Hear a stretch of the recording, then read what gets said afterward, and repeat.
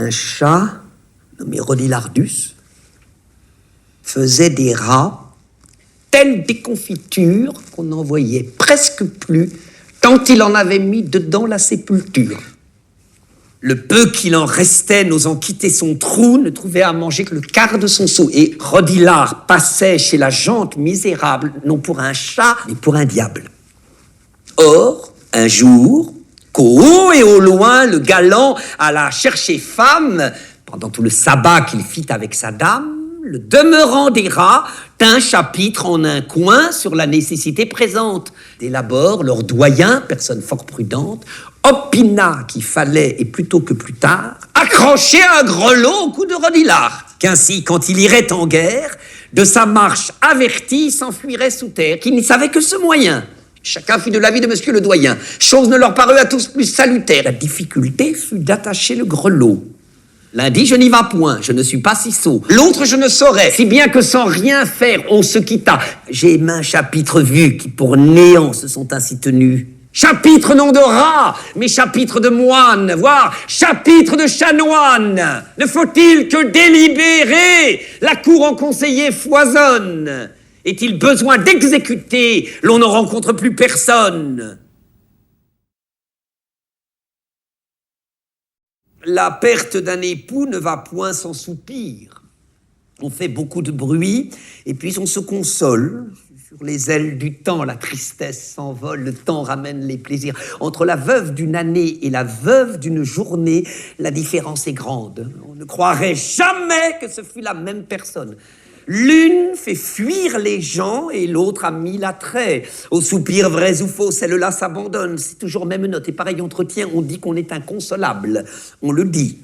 Mais il n'en est rien, comme nous verrons par cette fable, ou plutôt par la vérité. L'époux d'une jeune beauté partait pour l'autre monde. À ses côtés, sa femme lui criait « Attends-moi, je te suis, et mon âme aussi bien que la tienne est prête à s'envoler. » Le mari fit seul le voyage. La belle avait un père, homme prudente et sage, il laissa le torrent couler. À la fin, pour la consoler, ma fille, lui dit-il, c'est trop versé de larmes qu'a besoin le défunt que vous noyez vos charmes. Puisqu'il est des vivants, ne songez plus aux morts. Je ne dis pas que tout à l'heure une condition meilleure change en des noces ses transports, mais après certain temps, souffrez qu'on vous propose un mari bon, bien fait, jeune et toute autre chose que le mari défunt. Ah, dit-elle aussitôt, un cloître et l'époux qu'il me faut. Le père lui laissa digérer sa disgrâce.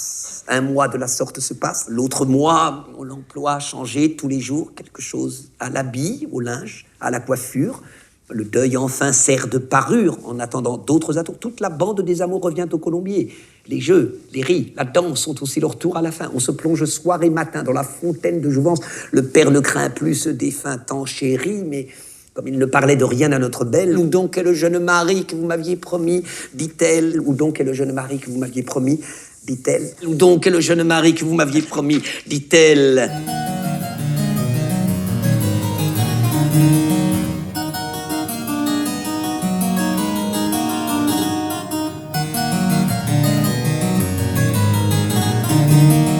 Un pauvre bûcheron, tout couvert de ramée, sous le fait du fagot, aussi bien que des ans, gémissant et courbé, marchait à pas pesant et tâchait de gagner sa chaumine enfumée. Enfin, n'en pouvant plus d'effort et de douleur, il met bas son fagot. Il songe à son malheur. Quel plaisir a-t-il eu depuis qu'il est au monde? En est-il un plus pauvre en la machine ronde? Point de pain quelquefois et jamais de repos. Sa femme, ses enfants, les soldats, les impôts, le créancier, la corvée lui font d'un malheureux. La peinture achevée, il appelle la mort. Elle vient sans tarder, lui demande ce qu'il faut faire. C'est, dit-il, afin de m'aider à recharger ce bois. Tu ne tarderas guère, le trépas vient tout guérir, mais ne bougeons d'où nous sommes. Le trépas vient tout guérir, mais ne bougeons d'où nous sommes. Plutôt souffrir que mourir. C'est la devise des hommes.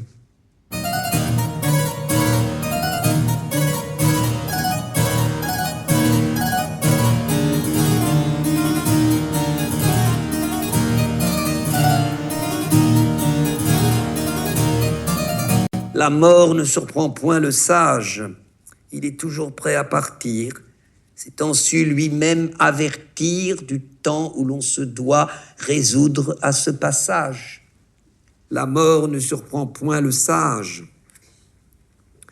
Il est toujours prêt à partir, s'étant su lui-même avertir du temps où l'on se doit résoudre à ce passage. Résoudre à ce passage.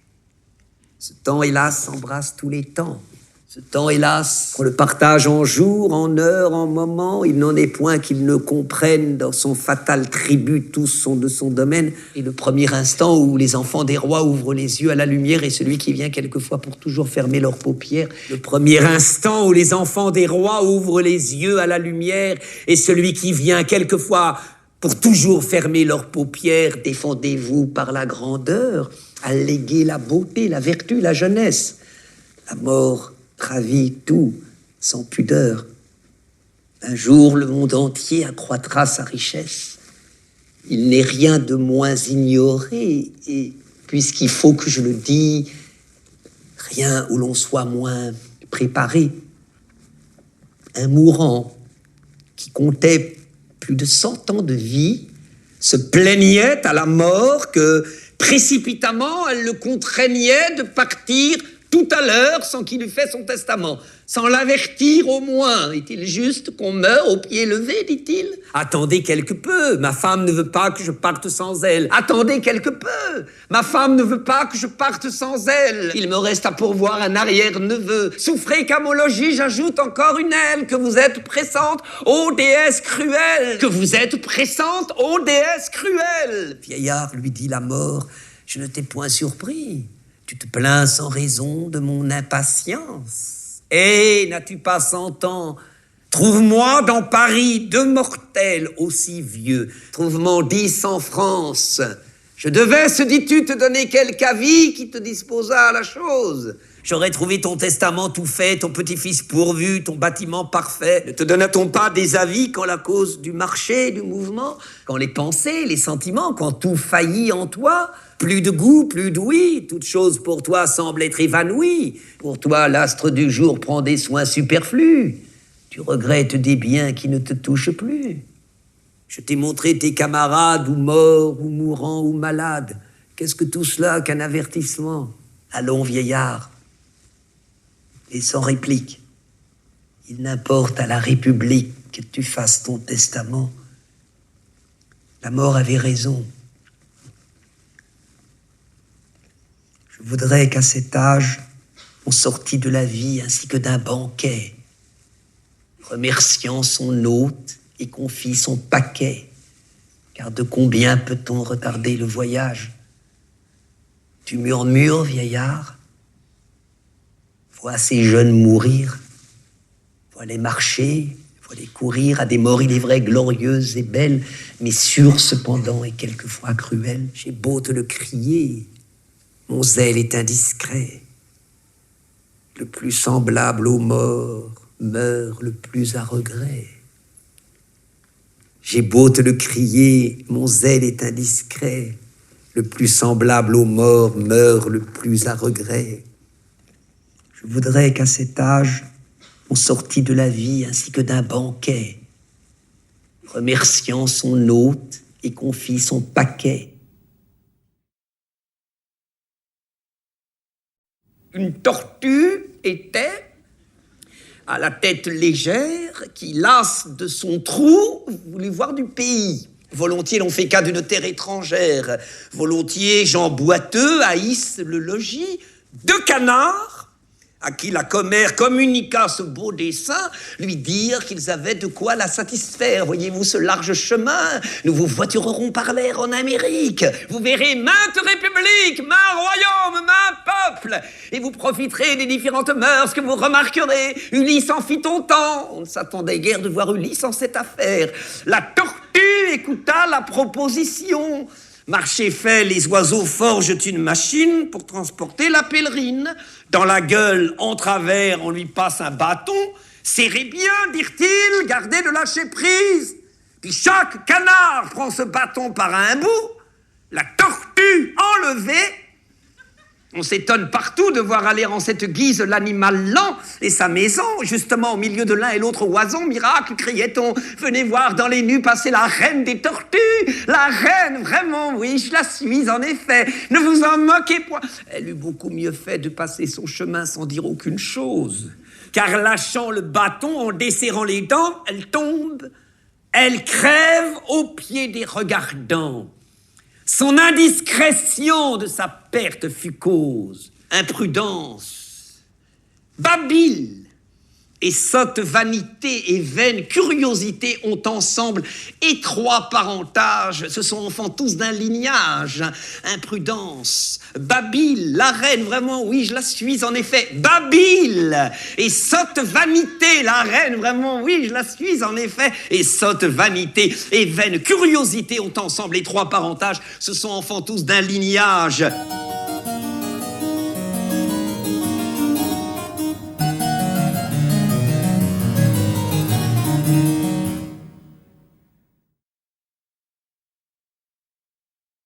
J'ai lu chez un conteur de fables qu'un second Rodilard, l'Alexandre des chats, l'Attila, le fléau des rats, rendait ces derniers misérables.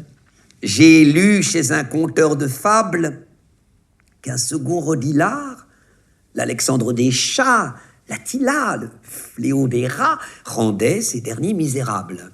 J'ai lu chez un conteur de fables qu'un second Rodilard, l'Alexandre des chats, l'Attila, le fléau des rats, rendait ces derniers misérables. J'ai lu, dis-je, en certain auteur, que ce chat exterminateur, vrai Cerbère, était craint une lieue à la ronde. Il voulait de souris dépeupler tout le monde. Les planches qu'on suspend sur un léger appui, la mort aux rats, les souricières n'étaient que jeu au prix de lui. Comme il voit que dans leur tanière, les souris étaient prisonnières, qu'elles n'osaient sortir, qu'il avait beau chercher. Le galant fait le mort, et du haut d'un plancher se pend, la tête en bas, la bête scélérate, à de certains cordons se tenait par la patte.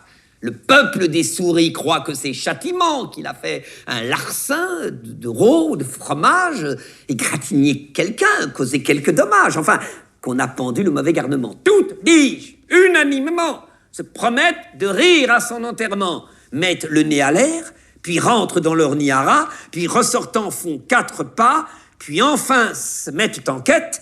Mais voici bien une autre fête. Le pendu ressuscite et sur ses pieds tombants attrape les plus paresseuses. Nous en savons plus d'un, dit-il en les gobant. Ces tours de vieille guerre et vos cavernes creuses ne vous sauveront pas. Je vous en avertis, vous viendrez tout au logis. Il prophétisait vrai, notre maître Mythis.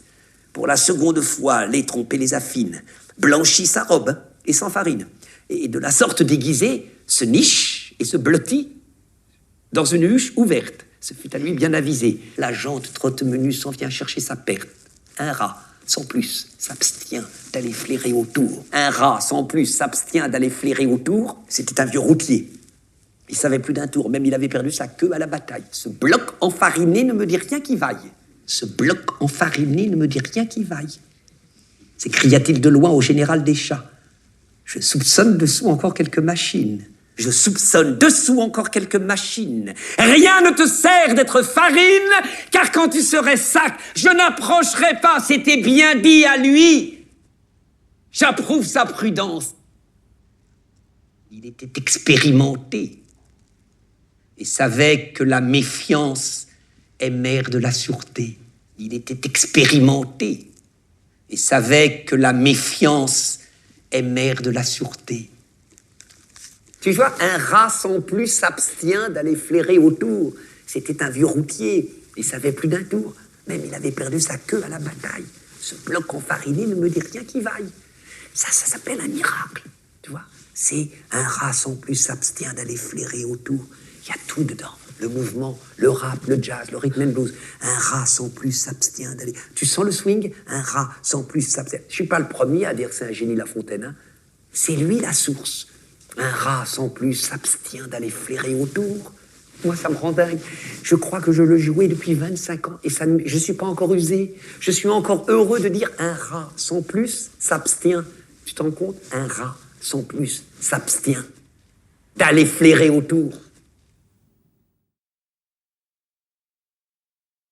Sévigné, de qui les attraits servent aux grâces de modèle et qui n'acquittent toutes belles, à votre indifférence près, pourriez-vous être favorable aux jeux innocents d'une fable et voir, sans vous épouvanter, un lion qu'amour sut dompter? Amour est un étrange maître, heureux qui peut ne le connaître que par récit, lui ni ses coups. Quand on en parle devant vous, si la vérité vous offense, la fable au moins se peut souffrir. Celle-ci prend bien l'assurance de venir à vos pieds s'offrir, par zèle et par reconnaissance. Du temps que les bêtes parlaient, et les lions, entre autres, voulaient être admis dans notre alliance. Pourquoi non, puisque leur engeance valait la nôtre en ce temps-là. Ayant courage, intelligence et belle hue, outre cela, voici comment il en alla. Un lion de haut parentage, en passant par un certain pré, rencontra bergère à son gré. Il la demande en mariage. Le père aurait fort souhaité quelque gendre un peu moins terrible. La donner lui semblait bien dure, la refuser n'était pas sûr. Même un refus fait possible qu'on eût vu quelques beaux matins un mariage clandestin. Car outre qu'en toute matière, la fille était pour les gens fiers, fille se coiffe volontiers d'amour à longue crinière. Le père donc, ouvertement, n'osant renvoyer son amant, lui dit « Ma fille est délicate, vos griffes la pourront blesser. Quand vous voudrez la caresser, permettez donc qu'à chaque patte on vous les rogne. Et pour les dents, qu'on vous les lime en même temps. Vos baisers en seront moins rude et pour vous plus délicieux, car ma fille y répondra mieux, étant sans ses inquiétudes. Le lion consent à cela, tant son âme était aveuglée, sans dents ni griffes. Le voilà comme place démantelée. On lâcha sur lui quelques chiens. Il fit très peu de résistance. Amour, amour, quand tu nous tiens, on peut bien dire adieu, prudence. C'est fin la fontaine. C'est fin, c'est ça, puis c'est tout. L'invention des arts étant un droit d'aînesse, nous devons l'apologue à l'ancienne Grèce. Mais ce champ ne se peut tellement moissonner que les derniers venus n'y trouvent à glaner. La Feinte est un pays plein de terres désertes. Tous les jours, nos auteurs y font des découvertes. Je t'en veux dire un trait assez bien inventé.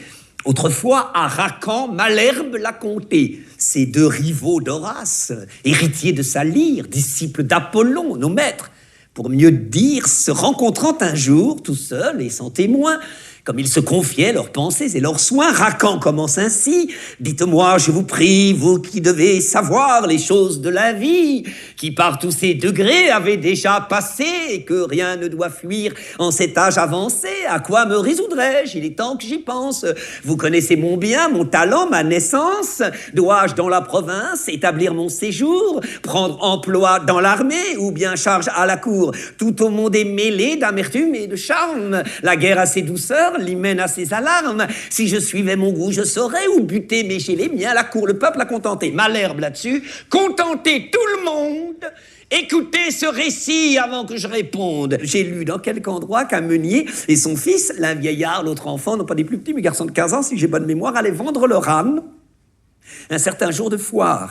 Afin qu'il fût plus frais et de meilleur débit, on lui lia les pieds. On vous le suspendit, puis cet homme et son fils le portent comme un lustre. Pauvres gens, idiots, couple ignorant et rustre. Le premier qui les vit de rire s'éclata.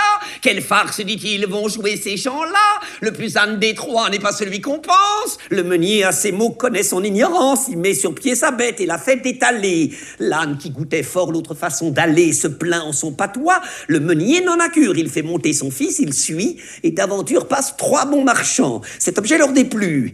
Le plus vieux au garçon s'écria tant qu'il put: oh là-haut, descendez, que l'on ne vous le dise, jeune homme qui menait laquais à barbe grise, c'était à vous de suivre, au vieillard de monter. Messieurs, dit le meunier, il vous faut contenter. L'enfant met pied à terre, et puis le vieillard monte. Quand 3 filles passant, l'une dit: c'est grand honte qu'il faille voir ainsi clocher ce jeune fils, tandis que ce nigaud, comme un évêque assis, fait le veau sur son âne, et pense être bien ça. Gilnet, dit le meunier, plus de veau à mon âge. Passez votre chemin, la fille, et m'en croyez. Après main colibet, coup sur coup renvoyé, l'homme crut avoir tort, et mit son fils en croupe. Au bout de 30 pas, une 3e troupe trouve encore à gloser. Lundi, ces gens sont fous, le Baudet n'en peut plus, il mourra sous leurs coups, et quoi? Charger ainsi cette pauvre bourrique, n'ont-ils point de pitié pour leurs vieux domestiques?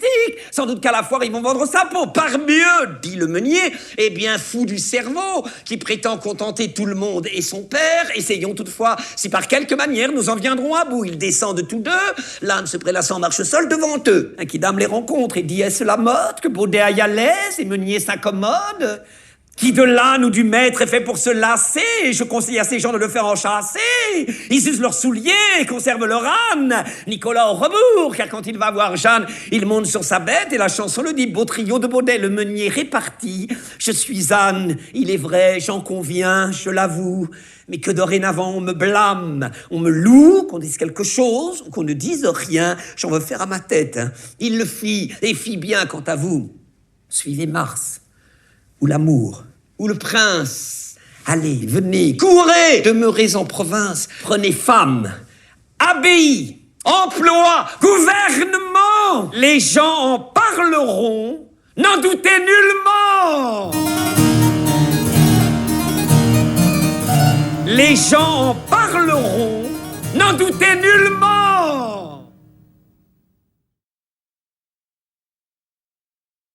Se croire un personnage est fort commun en France. On y fait l'homme d'importance et l'on n'est souvent qu'un bourgeois. C'est proprement le mal François. La sotte vanité nous est particulière. Les Espagnols sont vains, mais d'une autre manière. Leur orgueil me semble en un mot beaucoup plus fou, mais pas si sot. Donnons quelque image d'une autre, qui sans doute en vaut bien un autre. Un rat, des plus petits, voyait un éléphant des plus gros et raillait le marcher un peu lent de la bête de haut parage qui marchait à gros équipage. Sur l'animal à triple étage, une sultane de renom, son chien, son chat, sa guenon, son perroquet, sa vieille et toute sa maison s'en allaient en pèlerinage. Le rat s'étonnait que les gens fussent touchés de voir cette pesante masse. Comme si d'occuper ou plus ou moins de place nous rendait, disait-il, plus ou moins important. Mais qu'admirez-vous tant en lui, vous autres hommes? Serait-ce ce grand corps qui fait peur aux enfants? Nous ne nous prisons pas, tout petits que nous sommes, d'un grain moins que les éléphants. Il en aurait dit davantage, mais le chat sortant de sa cage lui fit voir en moins d'un instant qu'un rat n'est pas un éléphant.